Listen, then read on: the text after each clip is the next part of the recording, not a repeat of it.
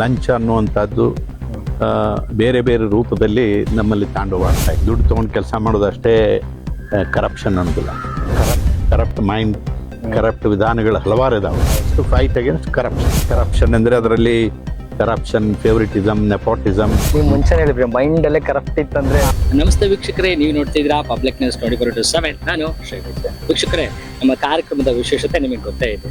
ನಮ್ಮ ಕಾರ್ಯಕ್ರಮದಲ್ಲಿ ಸಾಕಷ್ಟು ವ್ಯಕ್ತಿಗಳನ್ನ ಇಂಟರ್ವ್ಯೂ ಮಾಡ್ತಾ ಇರ್ತೀವಿ. ಹಲವಾರು ಕ್ಷೇತ್ರಗಳಲ್ಲಿ ಏನಾದರೂ ಒಂದು ಸಾಧನೆ ಮಾಡಿರುವಂತಹ ಸಾಧಕರ ಬಗ್ಗೆ ನಾನು ನಿಮಗೆ ಪರಿಚಯ ಮಾಡ್ಕೊಳ್ತಾ ಇರ್ತೀನಿ.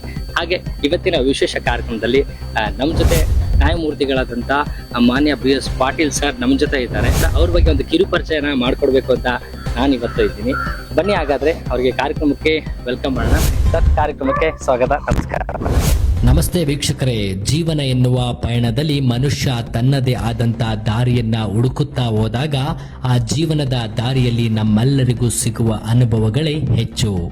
ಆದರೆ ಇಲ್ಲಿ ಒಬ್ಬರು ಅವರ ಜೀವನವನ್ನ ಕನ್ನಡಿಯಂತೆ ಇಟ್ಟುಕೊಂಡು ನಾಡಿನ ಬಗ್ಗೆ, ಸಮಾಜದ ಜನರ ಬಗ್ಗೆ, ದೇಶದ ಬೆಳವಣಿಗೆಯ ಬಗ್ಗೆ ಆಲೋಚನೆಯನ್ನ ಮಾಡುತ್ತಾ ನೂರಾರು ಕನಸುಗಳನ್ನ ಕಟ್ಟಿ ಬೆಂಗಳೂರು ಎಂಬ ದೊಡ್ಡ ನಗರಕ್ಕೆ ಪಯಣ ಬೆಳೆಸ್ತಾರೆ.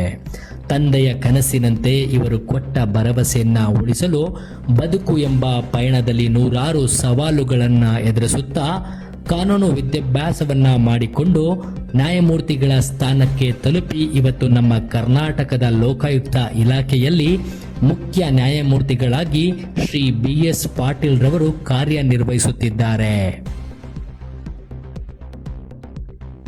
ಕರ್ನಾಟಕ ಸರ್ಕಾರಿ ಕಚೇರಿಗಳಲ್ಲಿ ನಡೆಯುತ್ತಿರುವ ಭ್ರಷ್ಟಾಚಾರ, ಮೋಸ, ಸುಳ್ಳು, ವಂಚನೆ ಹೀಗೆ ಅನೇಕ ರೀತಿಯ ಪ್ರಕರಣಗಳನ್ನು ಮಾಡುತ್ತಿರುವ ಭ್ರಷ್ಟ ಅಧಿಕಾರಿಗಳನ್ನು ಬೇಟೆಯಾಡಿ ಎಷ್ಟೋ ಜನರಿಗೆ ನ್ಯಾಯ ಒದಗಿಸಿ ನೊಂದು ಸೋತು ಬಂದವರಿಗೆ ಆತ್ಮವಿಶ್ವಾಸವನ್ನು ತುಂಬಿ ಬದುಕಿನ ನೀತಿ ಪಾಠಗಳನ್ನು ಹೇಳಿ ಅವರುಗಳ ಬಾಳಿಗೆ ಬೆಳಕಾಗಿದ್ದಾರೆ.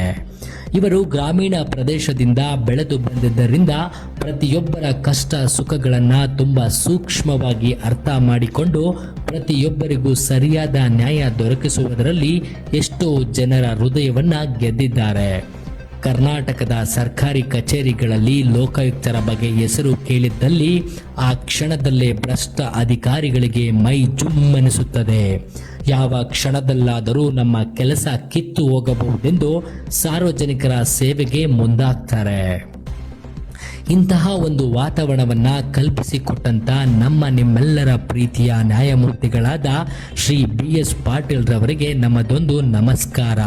ಅವರ ಬಗ್ಗೆ ಒಂದು ಕಿರು ಪರಿಚಯ ನಿಮ್ಮ ಮುಂದೆ. ಈ ಕಾರ್ಯಕ್ರಮದಲ್ಲಿ ನೀವು ಬಂದಂತ ಒಂದು ಚಿಕ್ಕ ಒಂದು ಜರ್ನಿನ ಶೇರ್ ಮಾಡ್ಕೊಳ್ತಿರ್ಬೇಕಾಗುತ್ತೆ. ಆ ಜೊತೆಗೆ ನೀವು ಮಾಡ್ತಿರುವಂತ ಕೆಲಸದಲ್ಲಿ ನಿಮ್ಗೆ ಗೊತ್ತಿರುತ್ತೆ, ಏಳು ಬೀಳುಗಳು ಸಾಕಷ್ಟು ಇರುತ್ತೆ. ಪ್ರತಿದಿನ ಬೆಳಿಗ್ಗೆ ಸಂಜೆ ಅಂತ ಸಾಕಷ್ಟು ವಿಚಾರಗಳನ್ನ ತಿಳ್ಕೊಂಡಿರ್ತೀರಾ. ಆ ವಿಚಾರದ ಬಗ್ಗೆ ಒಂದೆರಡು ಮಾತುಗಳನ್ನ ಮಾತಾಡೋಣ ಸರ್. ಸರ್, ನಾವು ನೋಡಿರೋ ಹಾಗೆ ಮತ್ತೆ ನಮ್ಮ ಜನ ನೋಡಿರೋ ಹಾಗೆ ಪಾಟೀಲ್ ಸರ್ ಅಂದ್ರೆ ಒಂದು ಕನ್ನಡಿ ಇದ್ದ ಹಾಗೆ, ಏನಂತೀರಾ ಸರ್ ಅದ್ರ ಬಗ್ಗೆ? ಬದುಕು ಹಾಗೆ ಇರಬೇಕು. ಪಾಟೀಲರಾಗಿರ್ಬೇಕು ಅಥವಾ ಆಗಿದ್ದಾರೆ ಅಂತ ಅನ್ನೋ ಪ್ರಶ್ನೆ ಅಲ್ಲ. ನಾವೆಲ್ಲರೂ ಒಂದು ಕನ್ನಡಿ ಹಾಗೆ ಇರಬೇಕು, ಟ್ರಾನ್ಸ್ಪರೆಂಟ್ ಆಗಿರ್ಬೇಕು ಅಂತೀವಲ್ಲ ಬದುಕಿನಲ್ಲಿ. ಸೊ ಆ ಥರ ಇರೋದ್ರಿಂದ ಜನರ ವಿಶ್ವಾಸ ಗಳಿಸ್ಬೋದು, ಜನರಲ್ಲಿ ನಿಮ್ಮ ಬಗ್ಗೆ ಒಂದು ಗೌರವವನ್ನು ಮೂಡಿಸ್ಕೊಳ್ಬೋದು, ನಾವು ಆಡಿದ ಮಾತುಗಳಿಗೂ ಬೆಲೆ ಸಿಗ್ತದೆ. ಹೌದು. ಸೊ ನೀವು ಹೇಳೋದು ನಿಜ, ಕನ್ನಡಿ ಅಂತ ಇರಬೇಕು ಬದುಕಿನಲ್ಲಿ, ನಮ್ಮ ಜೀವನದಲ್ಲಿ ಕನ್ನಡಿ ಅಂತ ಇರಬೇಕು ಅಂತಂದ್ರೆ ನೀವು ನಿಮ್ಮ ಹೆಸರು ಕೇಳಿದ್ರೆ ಎಲ್ಲ ಒಂದು ವೈಬ್ರೇಷನ್ ಸ್ಟಾರ್ಟ್ ಆಗುತ್ತೆ. ಸಾಹೇಬ್ರು ಇದ್ದಾರೆ, ಸರ್ ಇದ್ದಾರೆ ಅಂದ್ರೆ ಏನೇ ಮಾಡ್ತಿರೋರು ಅಲ್ಲಲ್ಲಿ ಸ್ಟಾಪ್ ಆಗಿಬಿಡ್ತಾರೆ. ಸೊ ಅದೊಂದು ಇವತ್ತಿನ ಜರ್ನಿ ಅಲ್ಲ ಆಕ್ಚುಲಿ. ಈ ಜರ್ನಿನ ನೀವು ಲೈಕ್ ಇಟ್ಸ್ ಬೀನ್ ಡಿಕೆಟ್ಸ್ ಆಕ್ಚುಲಿ. ಸಾಕಷ್ಟು ವರ್ಷಗಳಿಂದ ನೀವು ಪಡ್ಕೊಂಡು ಬಂದಿರೋಂಥ ಹೆಸರು ಆಗಿರ್ಬೋದು. ಬಿಕಾಸ್ ಈ ಸ್ಥಾನದಲ್ಲಿ ಇದ್ದೀರಾ ಅಂತಂದ್ರೆ ಅವಾಗಲೇ ನಾವು ಹೇಳಿದ್ವಿ ಕನ್ನಡಿ ಅಂತ. ಆ ಒಂದು ಡಿಸಿಪ್ಲಿನು, ಶಿಸ್ತು, ಆ ಬದ್ಧತೆ, ರೆಸ್ಪಾನ್ಸಿಬಿಲಿಟೀಸು ಇದೆಲ್ಲ ಒಂದಲ್ಲ ಎರಡಲ್ಲ ಸಾಕಷ್ಟು ಇದೆ ನಿಮ್ಮ ಹೆಸರು ಕೇಳಿದಾಗ. ಸರ್, ಲೋಕಾಯುಕ್ತದಲ್ಲಿ ಇನ್ನೊಂದು 2 ವರ್ಷದಲ್ಲಿ ಏನೆಲ್ಲ ಚೇಂಜಸ್ನ ಮಾಡ್ಬೇಕು ಅನ್ಕೊಂಡಿದ್ದೀರಾ ಸರ್? ನೋಡಿ, ನೀವು ಹೇಳಿದ ಹಾಗೆ ಯಾವುದೇ ಒಂದು ಸ್ಥಾನವನ್ನು ನಾವು ಅಲಂಕರಿಸಿದಾಗ ಅದಕ್ಕೆ ತಕ್ಕಂಥ ಒಂದು ಅದಕ್ಕಿರುವಂಥ ಜವಾಬ್ದಾರಿ ಇರಲಿ, ಅಲ್ಲಿ ಡ್ಯೂಟೀಸ್ ಆ್ಯಂಡ್ ರೆಸ್ಪಾನ್ಸಿಬಿಲಿಟೀಸ್ಗಳನ್ನು ಮೊದಲು ಚೆನ್ನಾಗಿ ಅರಿತುಕೊಳ್ಬೇಕು. ಮತ್ತು ನಮ್ಮ ಕಾರ್ಯವೈಖರಿ ಹೇಗಿರಬೇಕು ಅನ್ನೋದ್ರ ಬಗ್ಗೆ ತುಂಬ ನಮಗೆ ಒಂದು ಪರಿಚಯ ಮಾಡಿಕೊಳ್ಬೇಕು ನಾವು. ಅನಂತರ ನಮ್ಮ ಲಿಮಿಟ್ಸ್ ಏನು, ಹೌದು. ನಮ್ಮ ಕಾರ್ಯವ್ಯಾಪ್ತಿ ಏನು, ಕಾರ್ಯವ್ಯಾಪ್ತಿಯಲ್ಲಿ ಲಿಮಿಟೇಷನ್ಸ್ ಇರ್ತದೆ. ಆ ಲಿಮಿಟೇಷನ್ಸ್ ಅರ್ಥ ಮಾಡ್ಕೊಬೇಕು. ಅದನ್ನು ಮಾಡಿಕೊಂಡು ಎಲ್ಲಿ ನಾವು ಯಾವ ಕಡೆ ಹೆಜ್ಜೆ ಇಡಬೇಕು, ಯಾವುದಕ್ಕೆ ಪ್ರಯಾರಿಟಿ ಕೊಡಬೇಕು, ನಮ್ಮ ಕೆಲಸಗಳನ್ನು ಪ್ರಯಾರಿಟೈಸ್ ಮಾಡಬೇಕು. ಮತ್ತು ಅದಕ್ಕೆ ಬೇಕಾದಂಥ ಸ್ಕಿಲ್ ಬೆಳೆಸ್ಕೊಳ್ಬೇಕು, ನಾಲೆಜ್ ಬೆಳೆಸ್ಕೊಳ್ಬೇಕು. ಅದಕ್ಕೆ ಬೇರೆ ಬೇಕಾದಂಥ ಸಾಕಷ್ಟು ಇರ್ತದೆ. ನಾವು ಮಾಡಿಕೊಂಡು ಈಗ ಯಾಕೆ ನ್ಯಾಯಮೂರ್ತಿಗಳನ್ನೇ ಲೋಕಾಯುಕ್ತನಾಗಿ ಮಾಡ್ತಾರೆ, ಲೋಕಾಯುಕ್ತ ನ್ಯಾಯಮೂರ್ತಿಗಳನ್ನಾಗಿ ಅವರನ್ನೇ ಹುಡುಕ್ತಾರೆ ಅಂತಂದರೆ ಅದಕ್ಕೆ ಕಾರಣ ಏನು ಅಂದರೆ ಅಲ್ಲಿ ಕಾನೂನಿನ ಬಗ್ಗೆನೂ ಜ್ಞಾನ ಇರಬೇಕು ಮತ್ತು ಕೆಲವು ಕ್ಲಿಷ್ಟಕರವಾದ ವಿಷಯಗಳನ್ನು ಬಗೆಹರಿಸುವಂತಹ ಒಂದು ಸ್ಕಿಲ್ ಆ್ಯಂಡ್ ಬ್ಯಾಲೆನ್ಸ್ ಇರಬೇಕು ಮತ್ತು ಡಿಸ್ಪ್ಯಾಷನೇಟ್ ಅಪ್ರೋಚ್ ಇರಬೇಕು. ಅವ್ರು ಬೇಕಾದವ್ರಿಗೆ ಹೀಗೆ ಮಾಡಿದೆ, ಬೇಡೋದವ್ರಿಗೆ ಹಾಗೆ ಮಾಡಿದೆ ಅಂತನ್ನುವಂಥದ್ದು ಇರಬಾರ್ದು. ಸೊ ಆ ಬ್ಯಾಲೆನ್ಸ್ ಇರುವಂಥ ವ್ಯಕ್ತಿಗಳನ್ನು ಅಲ್ಲಿ ತಂದು ಕೂರಿಸ್ಬಿಟ್ಟು ಅನ್ನುವಂಥ ಒಂದು ಜವಾಬ್ದಾರಿಯಿಂದ ಆ ಕಾನೂನನ್ನು ರಚನೆ ಆಗಿದೆ. ಈಗ ನಾನೊಂದು 13 ವರ್ಷ 7 ತಿಂಗಳ ಜಡ್ಜ್ ಆಗಿದ್ದೇನೆ, ಹೈಕೋರ್ಟ್ ನ್ಯಾಯಾಧೀಶನಾಗಿ. ಆ ಪೀರಿಯಡ್ನಲ್ಲಿ ನಾವು ಈ ಜುಡಿಷಿಯಲ್ ಸ್ಕಿಲ್ ಅನ್ನು ಬೆಳೆಸ್ಕೊಂಡಿರ್ತೀವಿ. Sense of impartiality, dispassionate approach, emotional balance, equanimity ಅಂತೀವಲ್ಲ, ಅದನ್ನೆಲ್ಲ ನಾವು ಮೇಂಟೈನ್ ಮಾಡ್ಕೊಂಡಿರ್ತೀವಿ. ಅದರಲ್ಲಿ ನಾವು ಪರಿಣಿತರಾಗಿರ್ತೀವಿ. ಸ್ಕಿಲ್ ಬೆಳೆದಿರ್ತದೆ. ವರ್ಷಾನುಗಟ್ಟಲೆ ಕೇಸ್ಗಳನ್ನು ಡಿಸೈಡ್ ಮಾಡಿ ಅದೇ ದೊಡ್ಡ ಆಸ್ತಿ ನಮ್ಗೆ. ಸೊ ಆ ಒಂದು ಅದರ ಸಹಾಯದಿಂದ ನಾವು ಈಗ ಮಾಡುವಂಥ ಕೆಲಸಗಳಲ್ಲಿ ಅದು ತುಂಬ ಸಹಾಯಕ. ಸೊ ಕೆಲಸದನ್ನ ನಿಷ್ಪಕ್ಷಪಾತವಾಗಿ ಮತ್ತು ಒಂದು ಜವಾಬ್ದಾರಿಯುತವಾಗಿ ನ್ಯಾಯಯುತವಾಗಿ ಅದು ನಿರ್ವಹಿಸಲಿಕ್ಕೆ ಅದು ಸಹಾಯ. ಸರ್, ಕರ್ನಾಟಕನ ಲಂಚ ಮುಕ್ತ ಕರ್ನಾಟಕ ತರ ಮಾಡ್ಲಿಕ್ಕೆ ಈಗ ನೋಡಿ, ಇದು ಲಂಚ ಅನ್ನುವಂಥದ್ದು ಬೇರೆ ಬೇರೆ ರೂಪದಲ್ಲಿ ನಮ್ಮಲ್ಲಿ ತಾಂಡವಾಡ್ತಾ ಇದೆ. ಸೊ ಈಗ ಬರೀ ದುಡ್ಡು ತೊಗೊಂಡು ಕೆಲಸ ಮಾಡೋದಷ್ಟೇ ಕರಪ್ಷನ್ ಅಂತಿಲ್ಲ. ಕರಪ್ಟ್ ಮೈಂಡ್, ಕರಪ್ಟ್ ವಿಧಾನಗಳು ಹಲವಾರು ಇದಾವೆ. ಅವೆಲ್ಲವುಗಳನ್ನು ಎದುರಿಸಬೇಕಾದಂಥದ್ದು ಇರೋದು ನಮ್ಮ ಮುಂದೆ challenge. Primary challenge before Lokayukta institution is to fight against corruption ಅಂದರೆ ಅದರಲ್ಲಿ ಕರಪ್ಷನ್, ಫೇವರಿಟಿಸಮ್, ನೆಪೋಟಿಸಮ್ ಎಲ್ಲ ಬರುತ್ತೆ. ನೀವು ಮುಂಚೆ ಹೇಳಿದ್ರಿ ಮೈಂಡ್ ಅಲ್ಲೇ ಕರಪ್ಟ್ ಇತ್ತಂದ್ರೆ ಮೈಂಡ್ ಕರಪ್ಟ್ ಆಗಿ ಹೋಗ್ಬಿಟ್ಟಿದೆ. ಏನಾಗ್ಬಿಟ್ಟಿದೆ ಅಂದ್ರೆ ನಾನೆಲ್ಲ ವಿದ್ಯಾರ್ಥಿಗಳ ಜೊತೆ ಸಂವಾದ ಮಾಡುವಾಗ ಎಲ್ಲರೂ ನನ್ನ ಕರೆದಿರ್ತಾರೆ. ಅವಾಗ ಹೇಳ್ತೀನಿ, ನಮ್ಮ ಥಾಟ್ ಪ್ರೊಸೆಸ್ಸು ನಾವು ಅದನ್ನ ಕಾಯ್ಕೊಳ್ಬೇಕಾಗಿದೆ, ಅದ್ರ ಮೇಲೆ ವಿಜಿಲ್ ಇಡಬೇಕಾಗಿದೆ. ನಮ್ಮ ಸೆಲ್ಫ್ ವಿಜಿಲ್ ಏನಂತೀವಲ್ಲ, ವಿಜಿಲೆನ್ಸ್ ಆನ್ ಅವರ್ ಸೆಲ್ಫ್, ಅದು ಬಹಳ ಮಹತ್ವವಾಗಿದೆ. ಸಮಾಜದಲ್ಲಿ ಏನಾಗ್ಬಿಟ್ಟಿದೆ, ಕೆಲಸ ಮಾಡ್ಕೊಳ್ಳೋದು ಅಂತಂದ್ರೆ ನಾವು ಹೇಗಾದ್ರೂ ಮಾಡಿ ಸ್ವಲ್ಪ ಅವ್ರಿಗೆ ಇವ್ರಿಗೆ ಹೇಳಿಸೋದು ಅಥವಾ ಹೋಗಿ ದುಡ್ಡು ಕೊಡೋದು, ಕೊಟ್ಟು ಕೆಲಸ ಮಾಡಿಸ್ಕೊಂಡ್ಬಿಡೋದು ಅಂತ ಒಂದು ಇದು ಬಂದ್ಬಿಟ್ಟಿದೆ. ಸೊ ಹಾಗೆ ಯಾಗಾದ್ರೂ ಮಾಡಿ ಕೆಲಸ ಮಾಡ್ಕೊಳ್ಳುವಂಥದ್ದು ಪರಿಸ್ಥಿತಿ, ಮನೋವೃತ್ತಿ ಏನಿದೆಯಲ್ಲ, ಅದರಿಂದ ಜನ ಹೊರಗೆ ಬರುತ್ತೆ. ನಿಮಗೆ ಕೆಲಸ ಆಗಬೇಕು, ನಿಮಗೆ ಅಧಿಕಾರ ಇದೆ, ನಿಮ್ಮ ಕೆಲಸ ನೀವು ಮಾಡ್ಕೊಳ್ಳಿಕ್ಕೆ ಅಧಿಕಾರ ಇದೆ. ಖಾತೆ ಮಾಡ್ಕೊಳ್ಬೇಕು, ಖಾತೆ ಮಾಡ್ಕೊಳ್ಳಿಕ್ಕೆ ಅಧಿಕಾರ ಇದೆ. ನೀವು ರಿಜಿಸ್ಟರ್ ಸೇಲ್ ಡೀಡ್ ಮಾಡ್ಕೊಂಡಿದ್ದೀರಿ, ನೀವು ಹೋಗಿ ಅಲ್ಲಿ ಅರ್ಜಿ ಹಾಕಿದ್ರೆ ಖಾತೆ ಮಾಡ್ಬೇಕು ಅಲ್ವಾ? ಸೊ BBMP ಅವರೇ ಇರಲಿ, ಬೆಸ್ಕಾಂದವರೇ ಇರಲಿ, BWSSB ಅವರೇ ಇರಲಿ, ಅವರ ಸಬ್ ರಿಜಿಸ್ಟ್ರಾರೇ ಇರಲಿ, ಯಾವುದೇ ಪಬ್ಲಿಕ್ ಸರ್ವೆಂಟ್ ಇರುವುದು ಯಾತಕ್ಕೆ? ಪಬ್ಲಿಕ್ ಸರ್ವೆಂಟ್ ಅಂದ್ರೆ ಏನು? He has to serve the public. He has to serve the public. And whenever public come to him, he should serve them. ಇಲ್ಲಿ ಏನಾಗಿದೆ ಅಂದ್ರೆ ಅದು ವ್ಯತಿರಿಕ್ತ ಹೋಗ್ತಿದೆ. ಪಬ್ಲಿಕ್ ಬರ್ತಾನೆ, ಅವನು ಕಾಯ್ತಾನೆ, ಮತ್ತೆ ನಾಳೆ ಬಾ ಅಂತಾನೆ. ಅವನಿಗೆ ಒಂದು ಗೌರವ ಕೊಡದೇನೆ ನಾವು ಏನ್ ಮಾಡ್ತೀವಿ, ಅವ್ರನ್ನ ಹೊರಗೆ ಹಾಕ್ತೀವಿ. ನಾಳೆ ಬನ್ನಿ, ಇವತ್ತೇನು ನನ್ಗೆ ಬೇರೆ ಕೆಲಸ ಇಲ್ವಾ ನಮಗೆ ಅಂತ ಅವನಿಗೆ ಗದರಿಸಿ ಕಳಿಸ್ಬಿಡ್ತಾನೆ. ಸೊ ಅವನು ಮತ್ತೆ ಬಂದು ಇವ್ರ ಕಡೆಯಿಂದ ಹೇಳಿಸಿ ದುಡ್ಡು ಕೊಟ್ಟು ಕೆಲಸ ಮಾಡಿಸ್ಕೋಬೇಕು ಅಂತಂದ್ರೆ ಇದು ವಿಪರ್ಯಾಸ. ಸರ್, ಈ ತರ ವಿಚಾರಗಳು ನಿಮ್ಗೆ ಪ್ರತಿದಿನ ಕೇಳ್ತಾನೆ ಇರ್ತೀರಾ ಸರ್? ಪ್ರತಿದಿನೂ ಕಂಪ್ಲೇಂಟ್ ಬರ್ತಾವ. ನೋಡಿ, ನಮ್ಮಲ್ಲಿ ಈಗ ಪ್ರೆಸೆಂಟ್ಲಿ 21,000 ಕಂಪ್ಲೇಂಟ್ಸ್ ಪೆಂಡಿಂಗ್ ಇದಾವೆ. 21,000.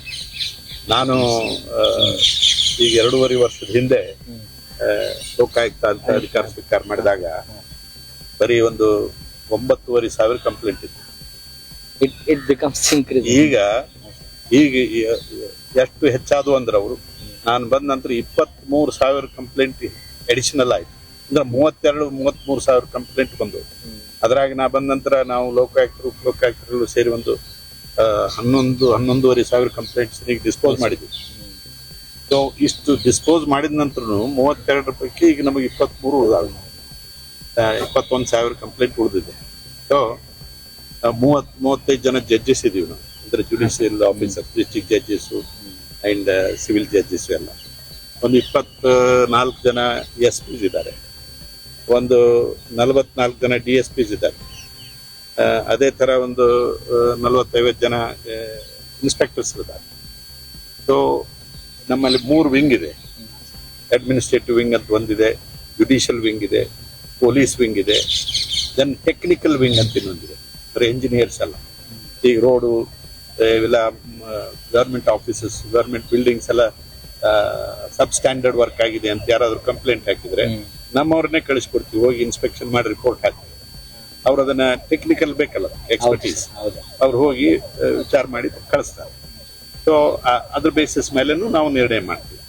So investigation through police, adjudication and investigation, inquiry by the judges, and investigation by the experts like engineers.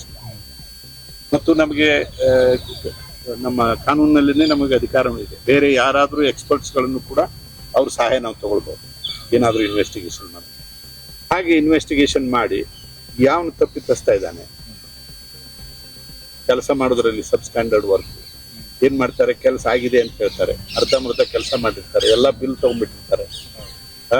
ಅಲ್ಲಿ ಪಬ್ಲಿಕ್ ಬಂದು ಕಂಪ್ಲೇಂಟ್ ಮಾಡ್ತಾರೆ, ನೋಡಿ ಸ್ವಾಮಿ ರೋಡು 2 ಕಿಲೋಮೀಟರ್ ರೋಡ್ ಅಂತ ಹೇಳ್ತಾರೆ, ಅರ್ಧ ಕಿಲೋಮೀಟರ್ ಮಾಡಿದ್ದಾರೆ, ಬಿಲ್ ಬೇಕಾದ್ರೆ 2.5 ಕಿಲೋಮೀಟರ್ ತಗೊಂಡ್ಬಿಟ್ಟಿದ್ದಾರೆ ಅಂತ ಹೇಳ್ತಾರೆ. ಅವಾಗ ಹೋಗಿ ಅದನ್ನ ಪ್ರತ್ಯಕ್ಷ ಹೋಗಿ ನೋಡ್ಕೊಂಡು ರಿಪೋರ್ಟ್ ತಗೊಂಡ್ ಬಂದಾಗ ಗೊತ್ತಾಗ್ಬಿಡ್ತದೆ. ಸೊ ಹೀಗೆ ಜನರಿಗೆ ನಾವು ಎಷ್ಟು ಸಾಧ್ಯ ಇದೆಯೋ ಅಷ್ಟು. ಯಾಕೆ ಇಷ್ಟು ಕಂಪ್ಲೇಂಟ್ ಜಾಸ್ತಿ ಆಗಿದೆ ಅಂತ ನೀವು ಕೇಳ್ಬೋದು. ಅದೇನೆ ಸರ್ 23 ಸಾವಿರ ಹೇಗೆ ಬಂತು ಇಷ್ಟು ಅಂತಂದ್ರೆ, ಈಗ ಜನರಲ್ಲಿ ಕೆಲಸ ಇಲ್ಲಿ ಹೋದ್ರೆ ನಮಗೆ ಸ್ಪಂದನೆ ಸಿಗ್ತದೆ, ನಮಗೆ ಒಂದು ನ್ಯಾಯ ಸಿಗ್ತದೆ, ನಮ್ಮ ಸಮಸ್ಯೆಗೆ ಪರಿಹಾರ ಸಿಗ್ತದೆ ಅಂತ ಅವರಿಗೆ ಭರವಸೆ ಮೂಡಿತು ಅಂದ್ರೆ ಅವರು ನಿಮ್ಮ ಹತ್ರ ಬಂದ್ಬಿಡ್ತಾರೆ. ಸರ್ ಆಕ್ಚುಲಿ ಮುಂಚೆ ಎಲ್ಲ ಅಷ್ಟು ಅವೇರ್ನೆಸ್ ಇರ್ಲಿಲ್ಲ. ಲೈಕ್ ಇವಾಗ ಅಂದ್ರೆ ಏನೋ ಪ್ರಾಬ್ಲಮ್, ಅಟ್ ಲೀಸ್ಟ್ ನೀವು ಲಾಸ್ಟ್ ಟೈಮ್ ನೀವು KC ಜನರಲ್ ಹಾಸ್ಪಿಟಲ್ಗೆ ಬಂದಿದ್ರಲ್ಲ ಸರ್, ಅವಾಗ ಹೇಳಿದ್ರಿ ಡೈರೆಕ್ಟ್ ಆಗಿ. So that makes beautiful sir. Actually ಎಲ್ಲರೂ ಡೈರೆಕ್ಟ್ ಆಗಿ ಹೇಳಿದ್ರಿ, ಎಲ್ರು ಮುಂದೆ ಯಾರೋ ಪೇಷಂಟ್ ಅನ್ನ ಕೇಳ್ತಾ ಇದ್ರು, ಅವಾಗ ಹೇಳಿದ್ರಿ ನಿಮ್ ಪ್ರಾಬ್ಲಮ್ ಇತ್ತು ಅಂದ್ರೆ ನಮ್ದೇ ಒಂದು ಕ್ವೆರಿ ಟೋಲ್ ಫ್ರೀ ನಂಬರ್ ನಲ್ಲಿ ನಾವು ಹಾಕ್ತಿವಿ, ಕಾಲ್ ಮಾಡ್ಬೋದು, ಏನೇ ಪ್ರಾಬ್ಲಮ್ ಡೈರೆಕ್ಟ್ ಆಗಿ ಹೇಳ್ಬೋದು ಅಂತ. ಸೊ ಆತರ ಡೇರಿಂಗ್ ಆಗಿ ಡೈರೆಕ್ಟ್ ಆಗಿ ಪ್ರಾಬ್ಲಮ್ ಬೇಕಾದ್ರೆ ನಿಮ್ಗೆ ಎಲ್ಲಾ ಕಡೆ ಪ್ರೆಷರ್ ಇರುತ್ತೆ, ಎಲ್ಲಾ ಕಡೆನೂ ಪರ್ಸನಲ್, ಲೈಕ್ ಈ ನಿಮ್ಮ ಪೊಲಿಟಿಕಲ್ ಪ್ರೆಷರ್ ಅಂಡ್ ನಿಮ್ಮ ಅಡ್ಮಿನಿಸ್ಟ್ರೇಷನ್ ಪವರ್ ಎಲ್ಲ ಸೇರಿ. ಪೊಲಿಟಿಕಲ್ ಈಗ ಪೊಲಿಟಿಕಲ್ ಪ್ರೆಷರ್ ಅಂತೀರಿ, ಪೊಲಿಟಿಕಲ್ ಪ್ರೆಷರ್ಗೆ ಅಲ್ಲ ಇಲ್ಲಿ ಅವಕಾಶ ಇಲ್ಲ. ಯಾಕೆಂದ್ರೆ ಅದನ್ನ ಹೇಳಿದ್ನಲ್ಲ, ನಾವು ನ್ಯಾಯಾಧೀಶರಾಗಿ ಬಂದಿರೋದ್ರಿಂದ ನಾವು ಒಂದು ದೃಷ್ಟಿಯಿಂದ ನಮಗೆ ಇನಾಕ್ಯುಲೇಷನ್ ಇರ್ತದೆ, ಎಲ್ಲ ಫೋರ್ಸ್ಗಳಿಂದ ನಾವು ದೂರ ಇರ್ತೇವೆ. ನಮ್ಮ ಸುತ್ತಲೂ ಒಂದು ಗೋಡೆ ಕಟ್ಕೊಂಡಿರ್ತೀವಿ ನಾವು, ಅದ್ರ ನ್ಯಾಯಾಧೀಶ. ಸೊ ನಮ್ಮ ಗೋಡೆ ಅದನ್ನ ಮಾಡಕ್ ಬರುದಿಲ್ಲ. ಸೊ ಆ ಒಂದು ಶಿಸ್ತಿನಲ್ಲಿ ನಾವು ಬದುಕಿನಲ್ಲಿ ಬಂದಿದ್ವಿ, ನಮ್ಮ ಪ್ರೊಫೆಷನ್ ಅಲ್ಲಿ ನಾವು ಬಂದಿದ್ವಿ ಅಂದ್ರೆ ಅದನ್ನೇ ನಾವು ಇಲ್ಲಿ ಕ್ಯಾರಿ ಔಟ್ ಮಾಡ್ತಾ ಇದ್ವಿ. ಹೀಗಾಗಿ ಈಗ ಜನರು ಬರ್ಬೋದು. ಇತ್ತೀಚೆಗೆ ಸಾಕಷ್ಟು ಕಚೇರಿಗಳನ್ನ ವಿಸಿಟ್ ಮಾಡಿದ್ದೀರಾ. ಆಕ್ಚುಲಿ ನಾನು ಸರ್ಪ್ರೈಸ್ ಹೇಳ್ಬೇಕು ಅಂದ್ರೆ ಸರ್, ಮುಂಚೆ ನಮಗೂ ಅಷ್ಟು ಸೌಂಡ್ ಆಗ್ತಿರ್ಲಿಲ್ಲ. ಲೈಕ್ ನಿಮ್ಮ ಹೆಸರು ಬಂದ್ಮೇಲೆ ಅಲ್ಲಿ ಎಲ್ಲೋ ಒಂದ್ ಕಡೆ ಇಲ್ಲಿ ವಿಸಿಟ್ ಆಗಿದೆ, ಲೋಕಾಯುಕ್ತವ್ರು ದಾಳಿ ಆಗಿದೆ, ಇಲ್ಲಿ ವಿಸಿಟ್ ಮಾಡಿದ್ದಾರೆ, ಇಲ್ಲಿ ರೈಡ್ ಮಾಡಿದ್ದಾರೆ, ಎಲ್ಲ ಕಡೆ ಒಂದಲ್ಲ ಸರ್. ಈಗ BBMP ಆಗಿರ್ಬೋದು, RTO ಆಗಿರ್ಬೋದು, ಒಂದು ಕ್ಷೇತ್ರದಲ್ಲಂತೂ ಫೋಕಸ್ ಮಾಡ್ತಿಲ್ಲ, ಮೂಲೆನಲ್ಲಿ ಹೆಕ್ಕಿ ತೆಗಿಯೋ ತರ. ಲೈಕ್ ಅದ್ರ ಬಗ್ಗೆ ಏನ್ ಹೇಳ್ತೀರಾ ಸರ್? ಯಾಕೆಂದ್ರೆ ನೋಡಿ, ನಾವು ಈಗ ಕರ್ನಾಟಕ ಲೋಕಾಯುಕ್ತ ಆಕ್ಟ್ ಕೆಳಗಡೆ ನಮ್ಮ ಮೇನ್ ಡ್ಯೂಟಿ ಅಂಡ್ ಫಂಕ್ಷನ್ ಏನು ಅಂದ್ರೆ fight against maladministration, dereliction on the part of public servant, favouritism, nepotism, corruption. Maladministration ಅಂದ್ರೇನು? ಮಾಲ್ ಅಡ್ಮಿನಿಸ್ಟ್ರೇಷನ್ ಅಂದ್ರೆ ಒಂಥರ dysfunction, the discharge of duties of public servant, delay, unreasonable delay, discrimination, negligence, then arbitrariness. Arbitrary ಅಂದ್ರೆ ಈಗ arbitrary delay ಅಂದ್ರೆ ಗೊತ್ತಿದೆ ನಿಮಗೆ. ಈಗ ನಾವು ಸಕಾಲದಲ್ಲಿ ಕೆಲಸ ಮಾಡ್ಬೇಕು, ಸಕಾಲ ಆಗ್ತಿದೆ 30 ದಿವಸಗಳಿಗೆ ಆಗ್ಬೇಕು, 3 ತಿಂಗಳು, 6 ತಿಂಗಳು, ವರ್ಷ ಕಟ್ಟಲೆ. That itself is injustice. Then negligence ಕೆಲಸ ಮಾಡೋದ್ರಲ್ಲಿ ಯಾವ ತರದ ನೆಗ್ಲಿಜೆನ್ಸ್ ಅಂದ್ರೆ ನೀವು ಈಗ ನಾವು ನಿನ್ನೆ ಅಲ್ಲದ ಮೊನ್ನೆನೆ 83 ಬೆಸ್ಕಾಂ ಆಫೀಸ್ಗಳ ಮೇಲೆ ಮತ್ತು 63 PWV SSB ಆಫೀಸ್ಗಳ ಮೇಲೆ Bangalore water supply case register ಮಾಡಿ ಟೊಮೊಟೊ ಕೇಸ್ ಅಂದ್ರೆ ಬೆಂಗಳೂರಿನಲ್ಲಿರುವಂತ ಎಲ್ಲ ಆಫೀಸ್ಗಳ ಮೇಲೆ ಮಾಡಿದೀವಿ ಬೆಸ್ಕಾಂ ಮತ್ತು BWS. ಅದರಲ್ಲಿ ಬೆಸ್ಕಾಂಗೆ 25 ಆಫೀಸ್ಗಳನ್ನು ಸರ್ಪ್ರೈಸ್ ವಿಸಿಟ್ ಮಾಡಿದ್ವಿ.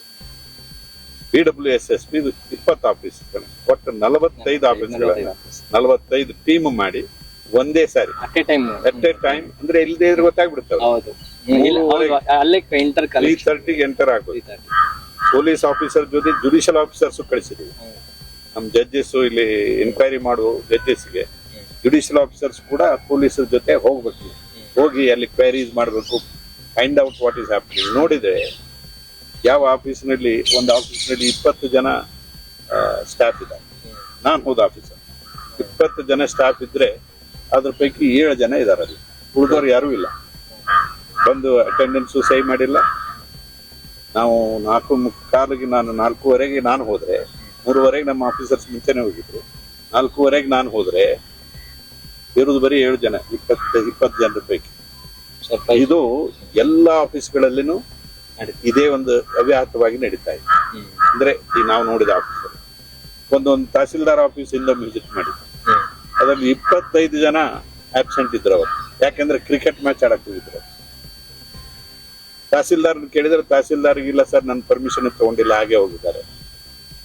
ಸೊ ಏನ್ ನಡೀತಾ ಇದೆ ಅಂದ್ರೆ ಟೋಟಲ್ ಇಂಡಿಸಿಪ್ಲಿನ್. ಅಟೆಂಡೆನ್ಸ್ ರಿಜಿಸ್ಟರ್ ಅಂತ ಮೇಂಟೈನ್ ಮಾಡಬೇಕು, ಅಟೆಂಡೆನ್ಸ್ ಬಂದ ತಕ್ಷಣ ಅಟೆಂಡೆನ್ಸ್ ಹಾಕ್ಬೇಕು, ಮೂವ್ಮೆಂಟ್ ರಿಜಿಸ್ಟರ್ ಅಂತ ಮೇಂಟೈನ್ ಮಾಡಬೇಕು. ಎಲ್ಲರ ಹೊರಗಡೆ ಅರ್ಜೆಂಟ್ ಆಗಿ ಎಮರ್ಜೆನ್ಸಿಗೆ ಹೋಗ್ಲೇಬೇಕಿತ್ತು ಅಂತಂದ್ರೆ ಅಲ್ಲಿ ಬರೆದು ಹೋಗ್ಬೇಕು. ಕ್ಯಾಶ್ ರಿಜಿಸ್ಟರ್ ಮೇಂಟೈನ್ ಮಾಡಬೇಕು. ದುಡ್ಡು ಎಷ್ಟು ತಗೊಂಡ್ಬಂದಿದ್ದೀರಿ ಅದು ಎಂಟ್ರಿ ಆಗ್ಬೇಕು. ಇಲ್ಲದೆ ಇದ್ರೆ ನಿಮ್ಮ ಜೇಬಿನಲ್ಲಿ ಎಷ್ಟಿತ್ತು, ಯಾರಿಂದ ಎಷ್ಟು ತಗೊಂಡ್ರಿ, ಏನು ಗೊತ್ತಾಗುದು. ಇವುಗಳನ್ನ ಯಾವ್ದು ಮೇಂಟೈನ್ ಮಾಡ್ತಾ ಇಲ್ಲ. ಮೋಸ್ಟ್ ಆಫ್ ದ ಆಫೀಸಸ್ ನಲ್ಲಿ ನಾವು ನೋಡಿದ ಆಫೀಸಸ್ಗಳಲ್ಲಿ ಇವು ಮೇಂಟೈನ್ ಆಗಿಲ್ಲ. ಕೆಲವು ರಿಜಿಸ್ಟರ್ ಇಟ್ಟಿದ್ರು ಅದರಲ್ಲಿ ಎಂಟ್ರೀಸ್ ಇಲ್ಲ. ಇದು ಟೋಟಲ್ ಇಂಡಿಸಿಪ್ಲಿನ್, ಇದು ಗ್ರಾಸ್ ನೆಗ್ಲಿಜೆನ್ಸಿ. ಸರ್ ಇನ್ನೊಂದು ಸಾರಿ, ಈಗ ಇದನ್ನೆಲ್ಲ ಮಾಡ್ಲಿಕ್ಕೆ ನೀವು ಲೋಕಾಯುಕ್ತ ಇಂದನೇ ಹೋಗ್ಬೇಕಾ ಸರ್ ಅಧಿಕಾರಿಗಳು? ಅವ್ರು ನಾ ಕೇಳ್ತಾ ಇರೋದು ನೋಡಿ, ನಾವು ಪ್ರತಿಯೊಂದು ಆಫೀಸಿನಲ್ಲಿನೂ ನೋಡ್ಬೇಕು. ಒಂದು ರಿಜಿಸ್ಟರ್ ಇರ್ಬೇಕು. ಏನು ಮೇಲಾಧಿಕಾರಿಗಳು ಬಂದಾಗ ಇನ್ಸ್ಪೆಕ್ಷನ್ ಮಾಡಿದ್ವಿ, ನೋಡಿದೀವಿ, ಏನ್ ಕಂಡು ಬಂತು, ಏನ್ ಲೋಪ ಕಂಡು ಬಂತು ಅಂತ ಅನ್ನೋದು ಒಂದು ಎಂಟ್ರಿ ಮಾಡಿ ಒಂದು ಸೈನ್ ಮಾಡಿ ಹೋಗ್ಬೇಕು. ಅವ್ರು ಡೇಟ್ ಹಾಕಿ ಯಾವ BBMP ಆಫೀಸ್ ತಗೊಳ್ರಿ, BWSS ತಗೊಳ್ರಿ, ಬೆಸ್ಕಾಂ ತಗೊಳ್ರಿ, RTO ಆಫೀಸ್ಗಳು ತಗೊಳ್ರಿ, ಅಂತ ಯಾವ ರಿಜಿಸ್ಟರ್ ಇಟ್ಟಿದೆ ಅರ್ಥ ಮೇಲಾಧಿಕಾರಿಗಳಿಂದ ಸೂಪರ್ವಿಷನ್ ಇಲ್ಲ. ಸೊ ಅದಕ್ಕಾಗಿ ನಾ ಯಾವಾಗ್ಲಾದ್ರೂ ಬಂದೆ, ಯಾವಾಗ್ಲಾದ್ರೂ ಹೋದೆ, ಎಷ್ಟಾದ್ರೂ ಕೆಲಸ ಮಾಡಿದೆ, ಬಟ್ ಪಗಾರ ಮಾತ್ರ ಮಂತ್ ಎಂಡಿಗೆ ಸರಿಯಾಗಿ ಸಂಚುವಸ ತಗೊಳ್ಬೇಕು. ಹೀಗಾದಾಗ ಏನ್ ಅಕೌಂಟಬಿಲಿಟಿ ಇದೆ? ಈ ಅಕೌಂಟಬಿಲಿಟಿಯನ್ನು ಫಿಕ್ಸ್ ಮಾಡಬೇಕು ಅಂತಾದ್ರೆ ನಮ್ಮ ಸಂಸ್ಥೆಯಿಂದ ಸರ್ಪ್ರೈಸ್ ಇನ್ಸ್ಪೆಕ್ಷನ್ಸ್ ಆಗಬೇಕು. ಅದಕ್ಕಾಗಿ ಇದು ಹಾಸ್ಪಿಟಲ್ ಇರಲಿ, ಬೇರೆ ಯಾವುದೇ ಆರ್ಗನೈಸೇಷನ್ಸ್ ಇರಲಿ, PDA ಇರಲಿ, BBMPಯಲ್ಲಿ 43 ಆಫೀಸ್ ಒಂದೇ ದಿನ ವಿಸಿಟ್ ಮಾಡಿದ್ವಿ. ಅಲ್ಲಿನೂ ಇದೇ ಕಂಡು ಬಂತು. ಈಗ ಏನ್ ಮಾಡ್ತಾ ಇದೀವಿ, ಅವನ್ನೆಲ್ಲ ಕೇಸ್ ರಿಜಿಸ್ಟರ್ ಮಾಡಿ ಅವ್ನ್ ಡಿಸ್ಪೋಸ್ ಮಾಡಿ ಕೈ ಬಿಡೋದಿಲ್ಲ. ನಾವ್ ಏನ್ ಮಾಡ್ತಾ ಇದೀವಿ ಅಂದ್ರೆ ಬ್ಯಾಚ್ ವೈಸ್ ಕರಿತೀವಿ.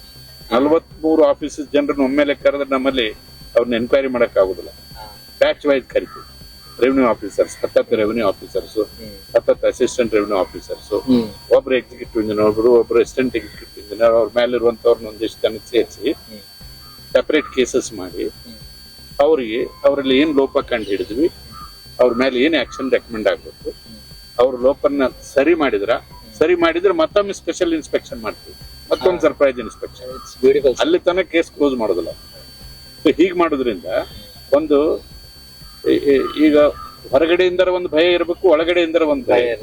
ಈಗ ಒಳಗಡೆ ಭಯನೇ ಇಲ್ಲ. ಇದ್ರ ಒಳಗಡೆ ಭಯ ಅಂದ್ರೆ ಯಾವ್ದು?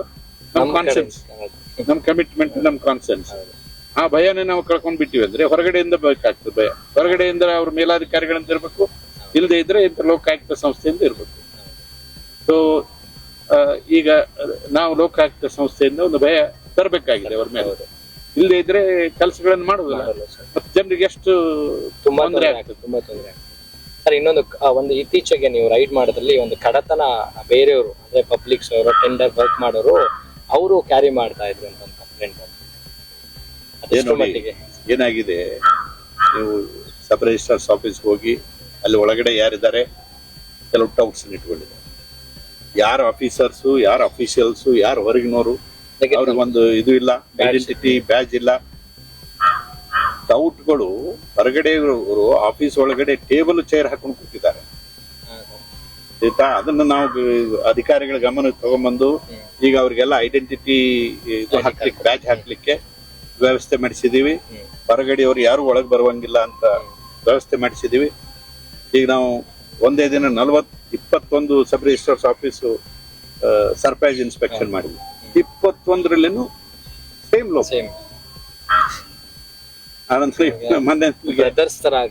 ಮೊನ್ನೆ ಒಂದು 63 exercise department 63 officers surprise inspection ಮಾಡಿದ್ವಿ.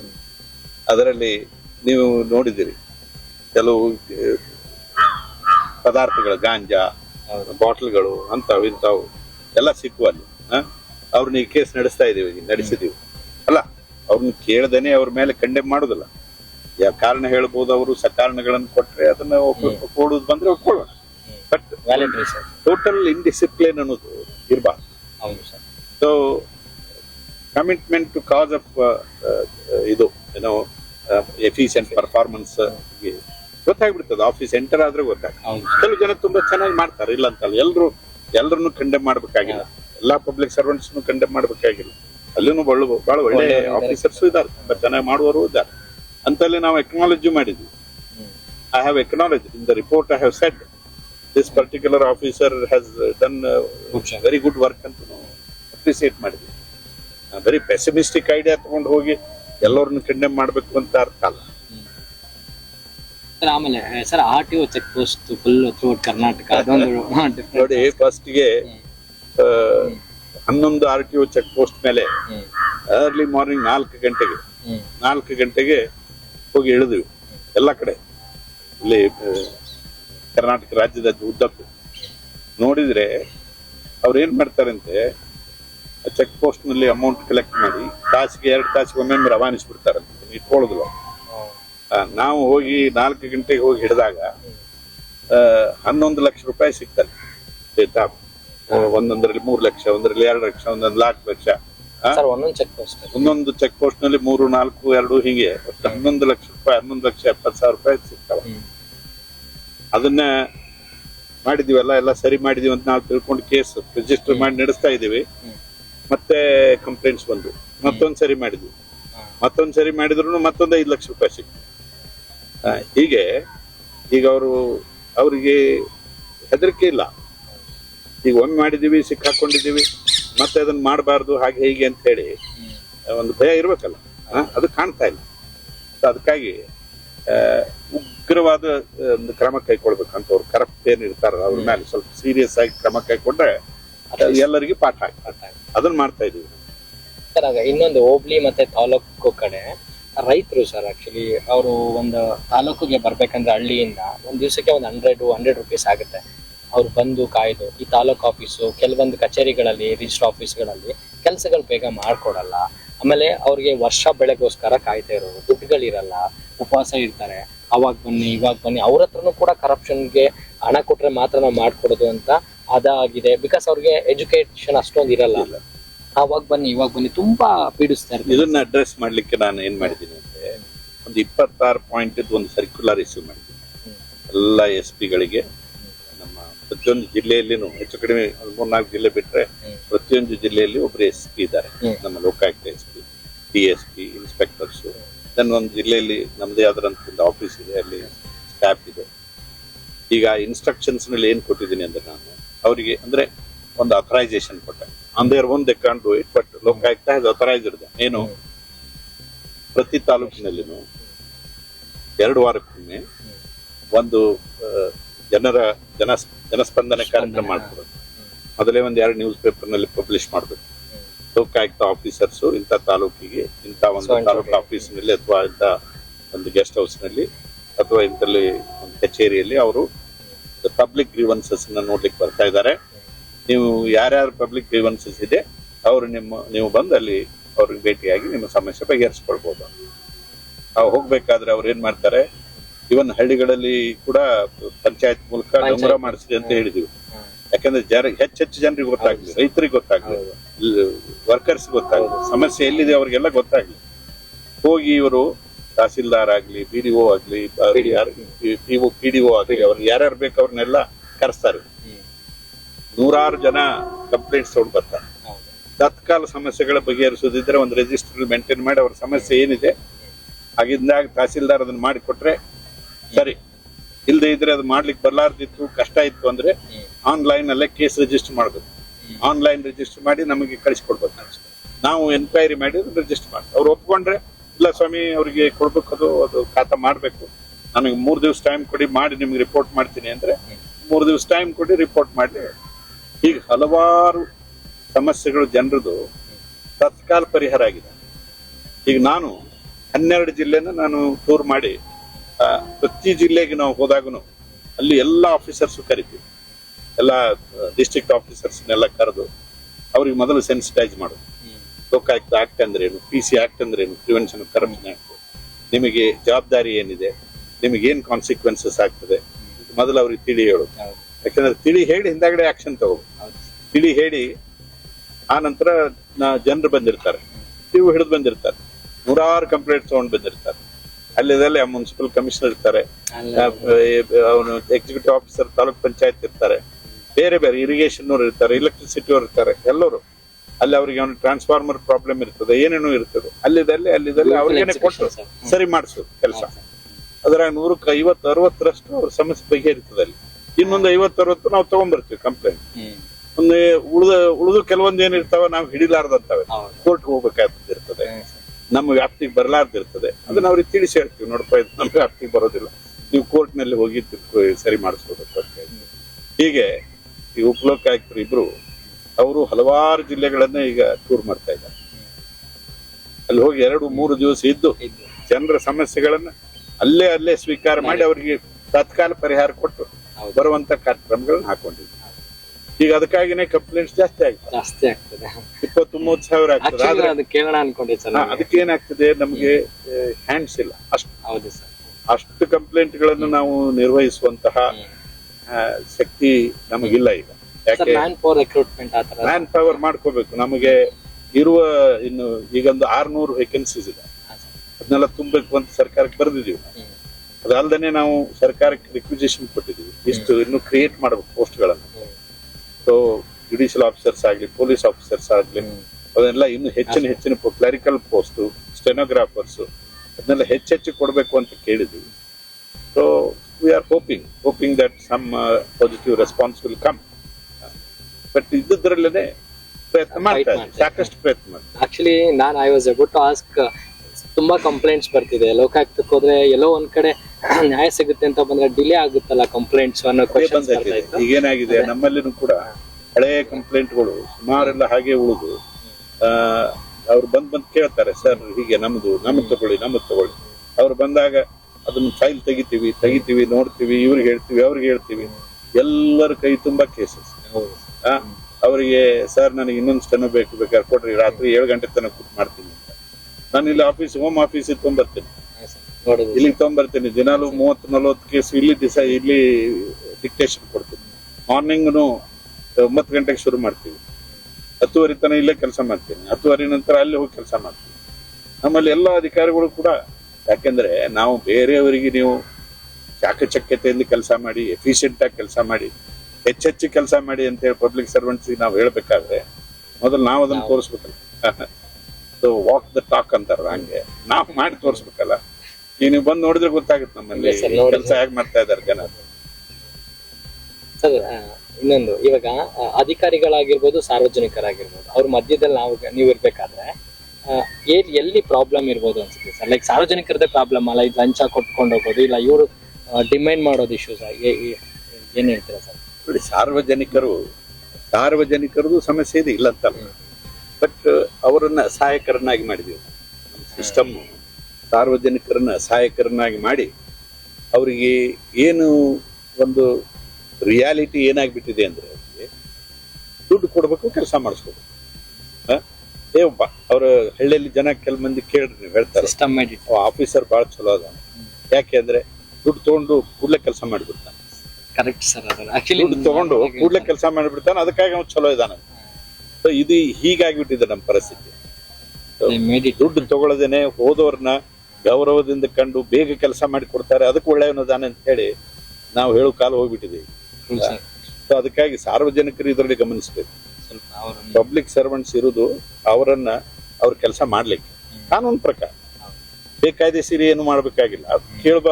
ಅದನ್ನ ಕೇಳಬಾರ್ದು, ಇವ್ರು ಮಾಡಬಾರ್ದು. ಕಾನೂನು ಬಾಹಿರವಾಗಿ ಯಾವ್ದನ್ನ ಕಾನೂನು ಪ್ರಕಾರ ಇತ್ತು ಅಂದ್ರೆ ಆದಷ್ಟು ಶೀಘ್ರವಾಗಿ ಅದನ್ನ ಮಾಡಿಕೊಡ್ಬೇಕು, ಏನು ಅಪೇಕ್ಷೆ ಮಾಡದೇನೆ ಮಾಡಿಕೊಡ್ಬೇಕು. ಈಗಂದ್ರೆ ವೆಲ್ಫೇರ್ ಮೆಜರ್ಸ್ ಇದೆ, ಸರ್ಕಾರ ಬೇಕಾದಷ್ಟು ವೆಲ್ಫೇರ್ ಮೆಜರ್ಸ್ ಕೊಡ್ತಾರೆ. ಅದು ಫ್ರೀ ಆಗಿ ಕೆಲವೊಂದು ಇದು ಕೊಡ್ತಾರೆ, ಸಬ್ಸಿಡೈಸ್ಡ್ ರೇಟ್ ನಲ್ಲಿ ಕೊಡ್ತಾರೆ, ಫಾರ್ಮರ್ಸ್ ಕೊಡ್ತಾರೆ, ಲೇಬರರ್ಸ್ ಕೊಡ್ತಾರೆ, ರೇಷನ್ ಕಾರ್ಡ್ ಇರ್ಲಿ, ಮನೆಗಳನ್ನು ಕೊಡುದಿರ್ಲಿ, ಸೈಟ್ ಕೊಡುದಿರ್ಲಿ, ಬೇರೆ ಬೇರೆ ಯೋಜನೆಗಳಲ್ಲಿ ಮಾಡುದಿರ್ಲಿ. ಸೊ ಯಾರು ಎಲಿಜಿಬಲ್ ಇದ್ದಾರೆ ಅವ್ರಿಗೆ ಕೊಡ್ಬೇಕಾಗುತ್ತೆ. ಇನ್ ಎಲಿಜಿಬಲ್ ಕೊಡು. ಅವರು ಆ ಮೆಂಬರ್ದು ರಿಲೇಟಿವ್, ಚೇರ್ಮನ್ ರಿಲೇಟಿವ್, ಅಧ್ಯಕ್ಷನ ರಿಲೇಟಿವ್, ಇದರದ್ದು ಪಂಚಾಯತ್ ಅಧ್ಯಕ್ಷನ ರಿಲೇಟಿವ್ಗಳನ್ನ ಎಲ್ಲ ಕೊಡ್ತಾ ಹೋದ್ರೆ ಕಾಮನ್ ಮ್ಯಾನ್ಗೆ ಏನು ಹೋಗ್ಬೇಕು? ನಿಜವಾಗಿ ಸೈಟ್ ಇಲ್ಲಾರ್ದವನು ಎಷ್ಟು ಬರೀ ಅಂತ ಕೇಸ್ಗಳು ಬರ್ತಾವ ನಮಗೆ. ಎಷ್ಟು ಬೇಜಾರಾಗಿದೆ ಸರ್. ಬೇಜಾರಾಗಿ ಹೋಗ್ತದೆ. ಅದು ಹೋಗಿ ನೋಡಿದ್ರೆ ಅವ್ರಿಗೆ ಯಾರಿಗೆ ಮುಟ್ಟಬೇಕು ಅವ್ರಿಗೆ ಮುಟ್ಟಿರುದಿಲ್ಲ ಸರ್. ಅದಕ್ಕೆ ನಿಮ್ ಬಗ್ಗೆ ಜಾಸ್ತಿ ಪ್ರೌಡ್ ಸರ್. ಪಾಟೀಲ್ ಸರ್ ಅಂದ್ರೆ ಏನೋ ಒಂದು ಪವರ್, ಒಂದು ವೈಬ್ರೇಷನ್ ಅಂತ. ಪವರ್ ಇಲ್ಲ, ನ್ಯಾಯ ಸಿಗೋವರ್ಗು ಬಿಡಲ್ಲ ನೀವು. ಇದಕ್ಕೆ ಪವರ್ ಅನ್ನಲೇ ಕೊಡುದು. ಇದು ಜವಾಬ್ದಾರಿ, ಇದು ಒಂದು ರೆಸ್ಪಾನ್ಸಿಬಿಲಿಟಿ, ಇದು ಒಂದು ಡ್ಯೂಟಿ ಅಂಡ್ ಫಂಕ್ಷನ್. ಆ ಸೇವಾ ಮನೋಭಾವದಿಂದ ಇಲ್ಲಿ ಬಂದ್ರೆ ಮಾತ್ರ ಕೆಲಸ ಮಾಡಕ್ಕೆ. ಏನು ಅಧಿಕಾರ? ಏನ್ ನ್ಯಾಯಾಧೀಶನಿಗೆ ಏನು ಅಧಿಕಾರ ಇರ್ತದೆ? ನ್ಯಾಯಾಧೀಶನ ಬರೀ ಡ್ಯೂಟೀಸ್ ಅಂಡ್ ಫಂಕ್ಷನ್ಸ್ ಆಯ್ತು, ತುಂಬಾ ರೆಸ್ಪಾನ್ಸಿಬಿಲಿಟಿ. ಸರ್ ಇಷ್ಟೊಂದು ಒತ್ತಡ, ಕೆಲಸ, ಅದನ್ನೆಲ್ಲ ಟೇಕ್ ಕೇರ್ ಮಾಡಿ ನಿಮ್ ಪರ್ಸನಲ್ ಲೈಫ್ಗೆ ಟೈಮ್ ಸರ್ ಹುಡುಕ್ಬೇಕು. ಅದರಲ್ಲೇನೆ ನಾವು we have to search for time for personal life also. ಇಲ್ಲದೆ ಇದ್ರೇನೆ ಆಗ್ತದೆ. ಈಗ ಮನೆಯಲ್ಲಿ ಮನೆ ರಿಕ್ವೈರ್ಮೆಂಟ್ಸು, ಮಕ್ಕಳು ಇರ್ತಾರೆ, ಮೊಮ್ಮಕ್ಕಳು ಇರ್ತಾರೆ, ಮಡದಿ ಅಂತ ಇರ್ತಾರೆ, ಎಲ್ಲರ ತಂದೆ ತಾಯಿ ಎಲ್ಲರ ಬಗ್ಗೆ ಗಮನಿಸ್ಬೇಕಲ್ಲ, ಗಮನ ಹರಿಸಲೇಬೇಕು. ಇಲ್ಲದೆ ಇದ್ರೆ that is not, you will not feel fulfilled.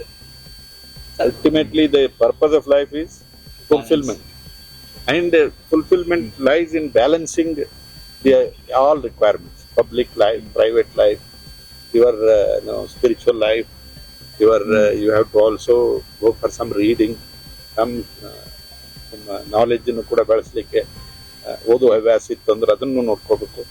ಏನು ಆಟ ಪಾಠದಲ್ಲಿ ಏನಾದರೂ ತೃಪ್ತಿ ಬರೋದಿದ್ರೆ ಅವುಗಳನ್ನು ನೋಡ್ಬೇಕು.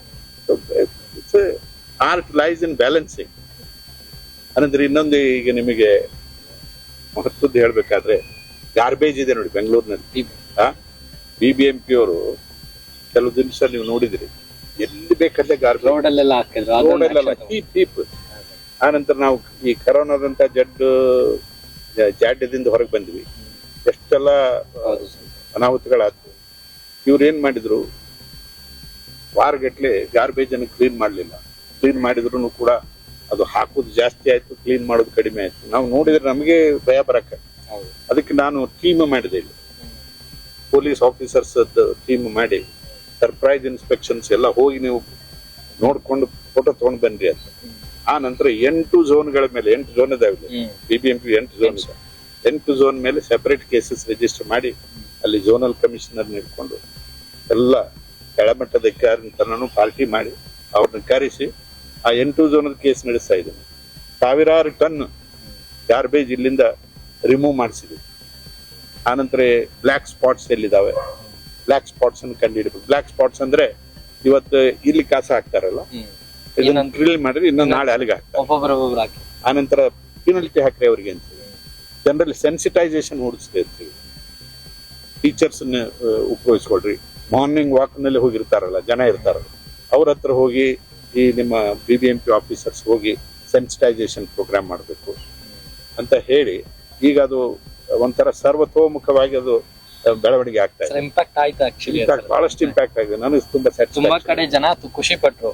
ಅವ್ರು ಮೂಗ್ ಮುಚ್ಕೊಂಡು ರೋಡಲ್ಲಿ ಫುಟ್ಪಾತ್ ಅಲ್ಲಿ ಹೋಗಕ್ ಆಗ್ತಿರ್ಲಿಲ್ಲ ಸರ್. ಆಕ್ಚುಲಿ ಅದು ನಾವು ಕೂಡ ನ್ಯೂಸ್ ಮಾಡಿದ್ವಿ, ತುಂಬಾ ಇಂಪ್ಯಾಕ್ಟ್ ಆಯ್ತು. ಅಂದ್ರೆ ಲೇಕ್ಸ್, ಈ ಲೇಕ್ಸ್ ವಿಸಿಟ್ ಮಾಡಿದ್ವಿ ನಾವು, ನೋಡಿರ್ಬೋದು. ಈ ಲೇಕ್ಸ್ ಗಳಿಗೆ ಸೀವೇಜ್ ವಾಟರ್ ತಂದು ಹಾಕ್ತಾರೆ. ಆ ಲೇಕನ್ನ ಇದು ಮಾಡಲ್ಲ, ಏನೋ ರಿಜುವೆನೇಟ್ ಮಾಡಲ್ಲ, ಡಿಸಿಲ್ಟ್ ಮಾಡಲ್ಲ, ಸುತ್ತಲೂ ಗಿಡ ಮರಗಳನ್ನು ನಡೆಸೋದಿಲ್ಲ. ಅದು ಸಿವೇಜ್ ವಾಟರ್ ಹಾಕಿ ಗಬ್ಬು ವಾಸನೆ ಹಿಡಿಯುವಂಗೆ ಮಾಡಿಬಿಡ್ತಾರೆ. ಈಗ ಅದನ್ನ ಪೊಲ್ಯೂಷನ್ ಕಂಟ್ರೋಲ್ ಬೋರ್ಡ್ ಅನ್ನು ಕರೆಸ್ತೀವಿ, BWSSB ಕರೆಸ್ತೀವಿ, BDA ಕರೆಸ್ತೀವಿ, BBMP ಕರೆಸ್ತೀವಿ. ಎಲ್ಲರದ್ದು ಕೋಆರ್ಡಿನೇಟೆಡ್ ಅಪ್ರೋಚ್ ನಲ್ಲಿ lake rejuvenation honourable high court has issue directions. ಆದ್ರೂ ಇವ್ರು ಮಾಡ್ತಾ ಇಲ್ಲ. ಅದಕ್ಕೆ ಆ ಲೋಪಗಳನ್ನು ಕಂಡು ಹಿಡಿದು ಆಫೀಸರ್ಸ್ ಹಿಡ್ಕೊಂಡು ಅದನ್ನು ಕೂಡ ಹಂತ ಹಂತವಾಗಿ ಮಾಡ್ತಾ ಇದ್ದಾರೆ. ಲೈಕ್ ಇಷ್ಟೆಲ್ಲ ಮಾಡ್ಬೇಕಾದ್ರೆ who is your role model sir? There are so many role models. There are people who have worked. ನಮ್ಮಲ್ಲಿ ಬೇಕಾದಷ್ಟು ಕೆಲಸ ಮಾಡಿ ಹೋಗಿದ್ದಾರೆ. ನಮ್ಮ ಸಂಸ್ಥೆಯಲ್ಲೇನೆ ತುಂಬಾ ಚೆನ್ನಾಗಿ ಕೆಲಸ ಮಾಡಿ ಹೋಗಿದ್ದಾರೆ. ಎಂಥ ನ್ಯಾಯಾಧೀಶರುಗಳೆಲ್ಲ ಆಗಿ ಹೋಗಿದ್ದಾರೆ. ಅವರ ಮಾಡಿದಂತ ಕೆಲಸದಲ್ಲಿ ನಮ್ದೇನು ಅವ್ರಿಗೆಲ್ಲ ಕಂಪೇರ್ ಮಾಡಿದ್ರೆ ನಮ್ಗೆ ಬಹಳ ಕಡಿಮೆ ಅನಿಸ್ತದೆ. ಮಾಡ್ಬೇಕು, ಯಾಕಂದ್ರೆ the inspiration you can take on and on from any quarters. ಈಗ ಎಲ್ಲಾ ಫೀಲ್ಡ್ ನಲ್ಲಿ ಇದಾರಲ್ಲ, ಈ ಪತ್ರಕರ್ತರಲ್ಲಿ ಹಾಗಿಲ್ಲ, ಈ ಕಾನೂನು ತಜ್ಞರಲ್ಲಿ ಆಗಿಲ್ಲ, ರಾಜಕಾರಣಿಗಳಲ್ಲಿ ಕೂಡ ಬೇಕಾದಷ್ಟು ಜನ, ಸೇವೆ ಮಾಡುವಂತವ್ರು ಬೇಕಾದಷ್ಟು ಜನ. ಎಲ್ಲರಿಂದಲೂ ನೀವು we can take inspiration from all quarters. Sir ಇಲ್ಲ ಸರ್, ನಾವು ಲೈಕ್ ಯೂಶಲಿ ಇಂಟರ್ವ್ಯೂಸ್ ಮಾಡ್ಬೇಕಾದ್ರೆ ತುಂಬಾ ಜನ ಭೇಟಿ ಮಾಡ್ತಾ ಇರ್ತೀವಿ. ಸೊ ನಾನ್ ನೋಡ್ದಾಗಿ people start blaming others, but ನೀವ್ ಹಂಗಲ್ಲ, ಇರೋದನ್ನ ಡೈರೆಕ್ಟ್ ಆಗಿ ಹೇಳ್ತೀರಾ. ಹೌದು, ಪಬ್ಲಿಕ್ ಇದು ಇಷ್ಟು ಮಾತ್ರ ಇದೆ, ನಮ್ಮ ಅಧಿಕಾರಿಗಳದ್ದು ಇಷ್ಟಿದೆ, ಅವ್ರಿಗೂ ಕೂಡ ಹೆಲ್ಪ್ಲೆಸ್ ಆಗಿದ್ದಾರೆ. ಎಲ್ಲ ಪ್ರತಿಯೊಂದು ಇಶ್ಯೂಸ್ ಅರ್ಥ ಮಾಡ್ಕೊಳ್ಳೋದಿದೆಯಲ್ಲ ಸರ್? ಇದು ನೀವು ಕರೆಕ್ಟ್ ಪಾಯಿಂಟ್ ಹೇಳಿದ್ರಿ. ಈಗ ನಾವು ಇವೆಲ್ಲ ಆಫೀಸ್ಗಳನ್ನು ಭೇಟಿ ಮಾಡಿದಾಗ ಒಂದು ವಿಷಯನ ಅವ್ರು ಹೇಳ್ತಾ ಇದ್ರು, ಸರ್ ನಾವಿಲ್ಲಿ ಕೆಲಸ ಮಾಡೋರು ಮಾಡೇ ಮಾಡ್ತೀವಿ, ಆದ್ರೆ 10 ಮಂದಿ ಕೆಲಸ ಮಾಡಲಿ 3 ಜನ ಮಾಡ್ತೀವಿ, ನಾವು 7 ಜನ ವೇಕೆನ್ಸಿ ಇದೆ, ಫಿಲ್ಅಪ್ ಮಾಡ್ತಾ ಇಲ್ಲ. ಈಗ ನಾವು ಹಾಸ್ಪಿಟಲ್ಗೆ ಹೋಗ್ರಿ, ಡಾಕ್ಟರ್ಸ್ ಸಂಖ್ಯೆ ತುಂಬಾ ಕಡಿಮೆ ಇದೆ, ನರ್ಸಸ್ ಸಂಖ್ಯೆ ತುಂಬಾ ಕಡಿಮೆ ಇದೆ, ಇವನ್ ಡಿ ಗ್ರೂಪ್ ಎಂಪ್ಲಾಯೀಸ್ ಸಂಖ್ಯೆ ತುಂಬಾ ಕಡಿಮೆ ಇದೆ. ಬಟ್ ಜನ ಬರುವುದು ಜಾಸ್ತಿ ಆಗಿದೆ. ಈ 10 ವರ್ಷದ ಹಿಂದಿಂದು ಸ್ಟ್ರೆಂತ್ ಹಾಗೆ ಕಂಟಿನ್ಯೂ ಆಗಿದೆ. ಪರ್ಮನೆಂಟ್ ರಿಕ್ರೂಟ್ಮೆಂಟ್ ಅಂತೂ ಬಹಳ ಕಡಿಮೆ ಆಗಿದೆ. ಸೊ ಹೀಗಿರುವಾಗ ಈಗ ನಾವು ಅವ್ರ ಮೇಲೆ ಹೋಗಿ ನೀನು ಇನ್ಎಫಿಷಿಯಂಟ್ ಇದೀನಿ, ಹೇಗಿದೆ ಹೀಗಿದೆ ಅಂತ ಬರೀ ಒಂದೇ ದಾರಿಯಿಂದ ನೋಡ್ಲಿಕ್ಕೆ ತಪ್ಪಾಗ್ತದೆ. ಸಮಗ್ರವಾಗಿ ನೋಡ್ಬೇಕು. ಸೊ ಅದಕ್ಕೆ ನಾವು ರೆಕಮೆಂಡೇಶನ್ ಮಾಡುವಾಗ ಗವರ್ಮೆಂಟಿಗೆ ಹೇಳ್ತೀವಿ ನಾವು, ನೋಡಿ ಇಂತಲ್ಲಿ ನೀವು KC ಜನರಲ್ ಹಾಸ್ಪಿಟಲ್ ಹೇಳಿದ್ರಿ, ಆಸ್ಪತ್ರೆಯಲ್ಲಿ ಒಂದು ದೊಡ್ಡ ವಿಂಗು ಖಾಲಿ ಬಿದ್ದುಬಿಟ್ಟಿದೆ, ಡಸ್ಟ್ ಹಿಡಿದೋಗ್ಬಿಟ್ಟಿದೆ. ಅಲ್ಲಿ ಇವೆಲ್ಲ ಕಾಟ್ಗಳನ್ನೆಲ್ಲ ಹಾಗೆ ಬಿಟ್ಟಿದ್ದಾರೆ. ಯಾಕೆ? ಪೇಷಂಟ್ಸ್ ಬೇಕಾದಷ್ಟು ಬರ್ತಾರೆ, ಪೇಷಂಟ್ಸಿಗೆ ಬಂದವರಿಗೆ ಜಾಗ ಇಲ್ಲ. ಆದ್ರೆ ಆ ವಾರ್ಡ್ ನಲ್ಲಿ ನೋಡ್ಕೊಳ್ಳಿಕ್ಕೆ ಸಿಸ್ಟರ್ಸು, ಡಾಕ್ಟರ್ಸು, ಆ ಸ್ಟಾಫ್ ಇಲ್ಲ. ಅದಕ್ಕೆ ಖಾಲಿ ಬಿಟ್ಟಿವಿ ಅಂದ್ರೆ ಅವರು ನೋಡಿ ಎಷ್ಟು ವೇಸ್ಟ್ ಆಗುತ್ತೆ. ತುಂಬಾ ಕಡೆ ಇನಿಷಿಯೇಟಿವ್ ಮಾಡಿದೀರಾ ನೀವು? ಸೊ ಹೀಗಾಗಿ ಅದಕ್ಕೆ ಸ್ಪಂದಿಸ್ಬೇಕು ನಾವು. ಜವಾಬ್ದಾರಿತ ಸ್ಥಾನದಲ್ಲಿದ್ದವರು ಅಂತದಕ್ಕೆ ಸ್ಪಂದಿಸಿ ಅಲ್ಲಿ ಪೂರ್ಣ ಪ್ರಮಾಣದಲ್ಲಿ ಕೆಲಸ ಆಗ್ಬೇಕು. ಬಂದವರು ರೋಗಿಗಳಿಗೆಲ್ಲ ಸರಿಯಾಗಿ ಚಿಕಿತ್ಸೆ ಆಗ್ಬೇಕು ಅಂದ್ರೆ ಡಾಕ್ಟರ್ಸ್ ಬೇಕು, ಇನ್ಫ್ರಾಸ್ಟ್ರಕ್ಚರ್. ಡ್ರೀಮ್ ಇತ್ತ ಸರ್, ಲೈಕ್ ಕಾನೂನು ನಾವು ಮಾಡ್ಬೇಕು? ನಾನು ನೋಡಿ, ನಂದು ಜರ್ನಿ ನೀವು ನನ್ನ ಇದಕ್ಕೆ ಹೋದ್ರಿ, ಹಿಂದಕ್ಕೆ ಕರ್ಕೊಂಡು ಬಂದ್ರಿ ನಾನು ಆಕ್ಚುಲಿ ನನ್ನ ಡ್ರೀಮ್ ಏನಿತ್ತು ಅಂದ್ರೆ MA ಇನ್ ಇಂಗ್ಲಿಷ್ ಮಾಡಿ ಲೆಕ್ಚರರ್ ಆಗ್ಬೇಕು, ಇಂಗ್ಲಿಷ್ ಲೆಕ್ಚರರ್ ಆಗ್ಬೇಕು ಅಂತ ನನ್ನ ಡ್ರೀಮ್ ಇತ್ತು. ಬಟ್ ನನ್ನ ತಂದೆಯವರು, ನಾನು BA ಮುಗಿಸಿದ ತಕ್ಷಣ, ಇಲ್ಲ ನೀನು ಲಾ ಮಾಡಬೇಕು, ನೀ ಇರೋನು ಮಗ ಇದೆ ನನಗೆ, ನೀ ಲಾ ಮಾಡು, ಬಂದು ಇಲ್ಲಿ ಬಿಜಾಪುರದಲ್ಲಿ ಪ್ರಾಕ್ಟೀಸ್ ಮಾಡು, ಮನೆ ನೋಡ್ಕೊಂಡು ಎಲ್ಲರನ್ನು ನೋಡ್ಕೊಂಡು ಹೋಗು ಅಂತ ಹೇಳಿದ್ರು. ಅವ್ರ ಕನ್ವಿನ್ಸ್ ಮಾಡಿ ನಾನು ಲಾ ಮಾಡಕ್ಕೆ. ಲಾ ಮಾಡಿದ ನಂತರ ನಾನು 3 ವರ್ಷದಲ್ಲಿ ಇಡೀ ಯೂನಿವರ್ಸಿಟಿಗೆ ಫಸ್ಟ್ ಬಂದೆ. 3rd ಇಯರ್ನಲ್ಲಿ ಫಸ್ಟ್ ರ್ಯಾಂಕ್, 3 ಗೋಲ್ಡ್ ಮೆಡಲ್ ಸಿಕ್ತು ನನಗೆ. ಸೊ ನಮ್ಮ ತಂದೆ ಬರೀ 4-5ನೇ ಸ್ಟ್ಯಾಂಡರ್ಡ್ ಓದ್ದವರು. ಅವ್ರ ವಿಷನ್ ಆಗಿತ್ತು, ನೋಡ್ಬೋ ನೀನು ಫಸ್ಟ್ ರ್ಯಾಂಕ್ ಬಂದಿದ್ಯಾ, ನೀನು ಇಲ್ಲಿ ಬಿಜಾಪುರದಲ್ಲೆಲ್ಲ ಪ್ರಾಕ್ಟೀಸ್ ಮಾಡೋಂಗಿಲ್ಲ, ನೀನು ಬೆಂಗಳೂರಿನಲ್ಲಿ ಹೋಗಿ ಪ್ರಾಕ್ಟೀಸ್ ಮಾಡು.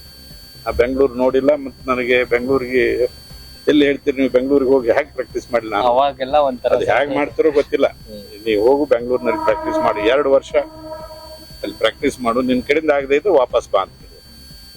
ಸೊ ಅವ್ರ ಧೈರ್ಯದ ಮೇಲೆ ನಾನು ಇಲ್ಲಿ ಬೆಂಗಳೂರಿಗೆ ಬಂದೆ. ಬೆಂಗಳೂರಿನಲ್ಲಿ ಪ್ರಾಕ್ಟೀಸ್ ಶುರು ಮಾಡಿದೆ. 2 ವರ್ಷ ಆದ ನಂತರ ವಾಪಸ್ ಹೋಗೋ ಪ್ರಶ್ನೆ ಇಲ್ಲ, ಯಾಕಂದ್ರೆ ಇಲ್ಲಿ ರುಚಿ ಸಿಕ್ತು ನನಗೆ ಅಲ್ಲಿ ಪ್ರಾಕ್ಟೀಸ್ ಇತ್ತು. ಸೊ ಹೀಗೆ ಕಾಲಕ್ರಮೇಣ ಇಲ್ಲಿ ಸೆಟ್ಲ್ ಆದ್ವಿ. ಸೊ ಹೀಗಾಗಿ ತಂದೆಯವರ ಒಂದು ಒತ್ತಾಯದಿಂದನೇ ನಾನು ಬೆಂಗಳೂರಿನಲ್ಲಿ ಬಂದೆ. ಸರ್ 5th ಸ್ಟ್ಯಾಂಡರ್ಡ್ ಹೋಗಿ ಅದ್ ಹೆಂಗೆ ಸರ್ ಅದು ನೀವು ಲಾನೇ ಮಾಡ್ಬೇಕು ಅಂತ ಅಂದ ಕಾಲದಲ್ಲಿ? ಅವ್ರದ್ದು ತುಂಬಾ 97 ವರ್ಷದವರೆಗೆ ಇದ್ರು ಅವ್ರು. ಅವ್ರು ಯಾವಾಗ್ಲೂ ನನಗೆ ಬಹಳಷ್ಟು ಮಾರ್ಗದರ್ಶಕರಾಗಿದ್ರು.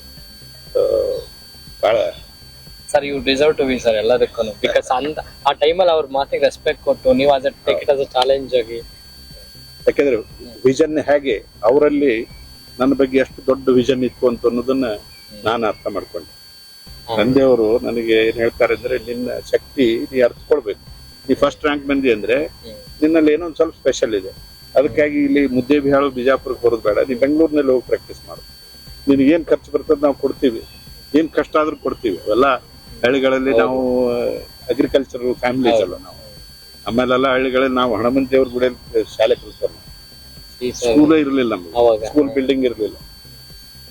ಸೊ ಈಗೆಲ್ಲ ಎಲ್ಲ ಜನರಿಗೆ ಎಲ್ಲ ತರದ ಸೌಕರ್ಯಗಳಿದೆ, ಬಟ್ ಸರಿಯಾಗಿ ಉಪಯೋಗಿಸ್ಬೇಕು. ಪೊಟೆನ್ಶಿಯಲ್ ಅನ್ನು ಸರಿ ಡಿಸ್ಪ್ಲೇ ಆಗ್ಬೇಕು. ಮೇಲೆತ್ತರಕ್ಕೆ ಹೋಗುವಷ್ಟು ಅವಕಾಶಗಳಿದಾವೆ. ನಾವು ಸರಿಯಾಗಿ ಮಾರ್ಗದರ್ಶನ ಕೊಟ್ಟು ಯುವ ಪೀಳಿಗೆಯನ್ನು ಮೇಲ್ ತರಬೇಕು. ಅದು ಎಲ್ಲರದು, ನಮ್ಮ ಸಮಾಜದಲ್ಲಿ ಎಲ್ಲರದು ಜವಾಬ್ದಾರಿ. ಸರ್ ಆ ಬ್ಯಾಕ್ ಗ್ರೌಂಡ್ ಇಂದ ಬಂದಿರೋದ್ರಿಂದನೇ ಆ ತಳಪಾಯ ಅನ್ನೋದು, ಆ ಗ್ರೌಂಡ್ ಲೆವೆಲ್ ನಿಮ್ಮನ್ನೆಲ್ಲರೂ ಅರ್ಥ ಮಾಡ್ಕೊಳ್ಳೋ ರೇಂಜಿಂಗ್ ಮಾಡಿ ಎಲ್ಲಾ ಕ್ಷೇತ್ರದಲ್ಲಿ ಏನೇನೆಲ್ಲ ಪ್ರಾಬ್ಲಮ್. ನಿಜವಾಗಿ ಅಂದ್ರೆ ಜನರ ಸಮಸ್ಯೆ ಪ್ರಾಬ್ಲಮ್ ನಿಜವಾಗಿ ಯಾವ್ಯಾವ ರೀತಿಯಿಂದ ಬರ್ತದೆ ಅದನ್ನ ಅನುಭವಿಸಿ ಬಂದವರು ಇದ್ದುದರಿಂದ ಈಸಿಯಾಗಿ ರೀಚ್ ಆಗುತ್ತೆ sir. But and more over ನೀವು ಹೇಳಿದ್ರಿ ಆಫೀಸಲ್ಲಿ ವರ್ಕ್ ಮಾಡ್ತೀರಾ, ಮನೆಗೆ ಬಂದು ವರ್ಕ್ ಮಾಡ್ತೀರಾ, ಮತ್ತೆ ಮಾರ್ನಿಂಗ್ ಬೇಗ ಸ್ಟಾರ್ಟ್ ಮಾಡ್ತೀರಾ. ಇಷ್ಟೆಲ್ಲ ಮಾಡಿ ಎಲ್ಲೆಲ್ಲಿ ಏನ್ ನಡೀತಿದೆ ಅಂತೆಲ್ಲ ಟ್ರ್ಯಾಕ್ ಮಾಡಿ ಎಷ್ಟಾಗುತ್ತಷ್ಟು ನಿಮ್ ಕೈ ಮೀರಿದಷ್ಟು ನ್ಯಾಯ ಕೊಡಿಸ್ಲಿಕ್ಕೆ ಯಾವಾಗ್ಲೂ ಹೋರಾಡ್ತಾನೆ ಇರ್ತೀರಾ. ನಿಜ ಮಾಡ್ಲೇಬೇಕು. ಆ ಜವಾಬ್ದಾರಿ ತಗೊಂಡಿಂದ ಮಾಡ್ಬೇಕು. ಇಲ್ಲದೆ ಇದ್ರೆ ಆ ಜವಾಬ್ದಾರಿ ತಗೊಳಿಕ್ ಹೋಗ. Really inspiring sir. ಈಗ ಲೋಕಾಯುಕ್ತದಲ್ಲಿ ಇಟ್ಸ್ ಬಿನ್ 2 years ಅಲ್ಲ ಸರ್? 2.5 ವರ್ಷ ಆಯ್ತು. ಲೈಕ್ ಎಷ್ಟು ಖುಷಿಯಾಗಿದ್ದೀರಾ ಸರ್? ಅದರಲ್ಲಿ ಈಗ ಯಾವುದೇ ಕೆಲಸ ಮಾಡಿದ್ರೆ ಮೊದಲು ಫುಲ್ಫಿಲ್ಮೆಂಟ್ ಅನ್ನೋದಿರ್ಬೇಕು. ನಾನು ಮಾಡಿದ ಬಂದ ದಾರಿ ಹೇಗಿದೆ ಅಂತ ವಾಪಸ್ ನೋಡಿದಾಗ ನಮಗೆ ಖುಷಿ ತರಬೇಕು ಅಲ್ವಾ?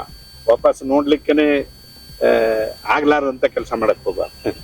ಈಗ ನನ್ನಿಂದ ಏನು ಅಂದ್ರೆ, ಈ 2.5 ವರ್ಷದಲ್ಲಿ ನಾ ಹೇಳಿದ್ದೀನಿ, ನಾನು ಬಂದಾಗ 9,500, ಅದು ಲೋಕಾಯುಕ್ತ ಆಗಿ ಬಂದಾಗ 9,500 SSC. ನಾನು ಬಂದ ನಂತರ ನಾವು ಮಾಡಿದ ಕೆಲಸದ ಇದ್ರ ಮೇಲೆ, ಜನರ ಒಂದು ಭರವಸೆಯ ಮೇಲೆ ಈಗ 23 ಕೇಸ್ ಆ್ಯಡ್ ಆದವು. 23,000 ಕೇಸ್ ಆ್ಯಡ್ ಆದವು. ಈಗ ನಾವು ಅದ್ರ ಪೈಕಿ 11,500 ಕೇಸ್ಗಳನ್ನ ಡಿಸ್ಪೋಸ್ ಮಾಡಿದ್ದೇವೆ.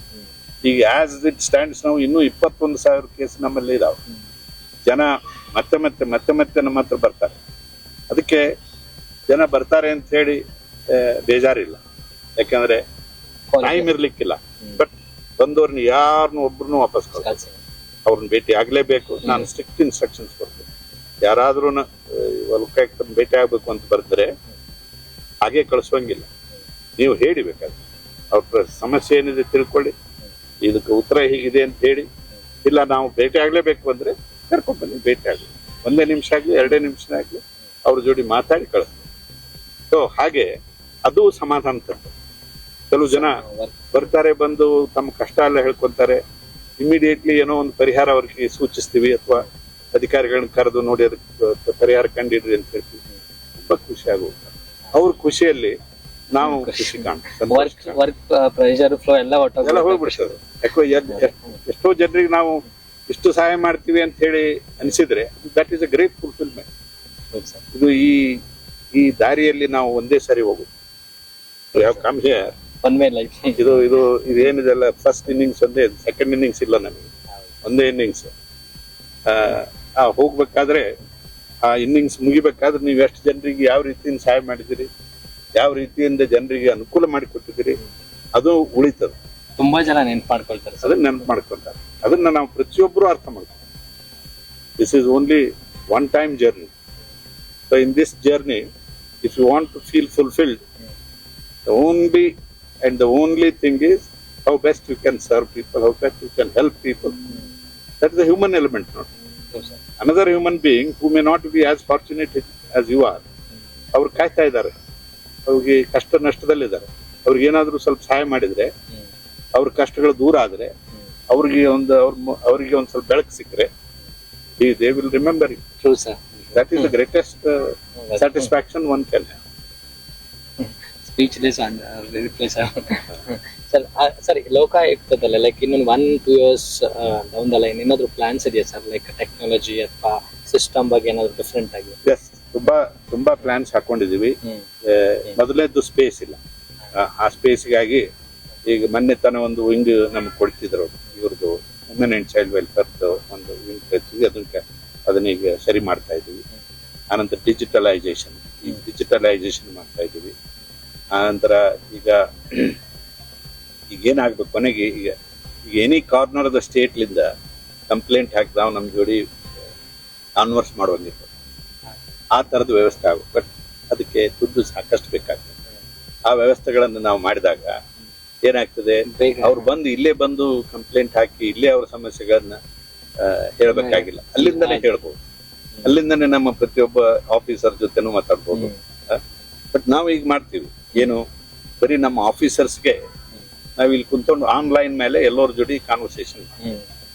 ಇಡೀ ಕರ್ನಾಟಕದಲ್ಲಿರುವಂತ ಲೋಕಾಯುಕ್ತ ಆಫೀಸರ್ಸ್ ಎಷ್ಟು ಜನ ಇದ್ದಾರೆ, ಕಾನ್ಫರೆನ್ಸ್ ಕಾಲ್ ತಗೊಂಡು ತಗೊಂಡು ಆನ್ಲೈನ್ ನಲ್ಲಿ ಇನ್ಸ್ಟ್ರಕ್ಷನ್ಸ್ ಕೊಡ್ಬೋದು. SP ಗಳ ಜೊತೆ ಮಾಡ್ಬೋದು, ನಮ್ಮ DSP ಗಳ ಜೊತೆ ಮಾಡ್ಬೋದು, ಬೇರೆ ಸ್ಟಾಫ್ ಇದ್ರೆ ಆ ಸ್ಟಾಫ್ ಜೊತೆ ಮಾಡ್ಬೋದು. ಆದ್ರೆ ಪಬ್ಲಿಕ್ ಜೊತೆ ಮಾಡ್ಬೇಕಾದ್ರೆ ಈಗ ನಾವು ಅಲ್ಲಿ ಜಿಲ್ಲೆಗೆ ಹೋದಾಗ ಹೆಂಗೆ ಅವ್ರನ್ನ ಕರೆಸಿ ಮಾತಾಡಿ ಅವ್ರಿಗೆ ಸಮಾಧಾನ ಹೇಳಿ ಅವ್ರ ಸಮಸ್ಯೆಗಳು ಬಗೆಹರಿಸಬಹುದು, ಹಾಗೆ ಇಲ್ಲಿ ಕೂತು ಬಗೆಹರಿಸುವಂತ ಒಂದು ವ್ಯವಸ್ಥೆ ಆಗ್ತದೆ. ಹಾಗಾಯ್ತು ಅಂತಂದ್ರೆ ನಾವು ಪ್ರತಿಯೊಂದು ಜಿಲ್ಲೆಗೆ ಅಲ್ಲಿ ಹೋಗಿ ಮಾಡೋದ್ರೇ ಇಲ್ಲಿ ಕೂತ್ಕೊಂಡೇ ಮಾಡ್ತೀವಿ. ಸರ್, ಲೈಕ್ ಈಗಿರುವಂತ ಜನರೇಷನ್ ಸ್ಟೂಡೆಂಟ್ಸ್ಗೆ ನಿಮ್ದು ಒಂದು ಕಿವಿ ಮಾತು ಸರ್.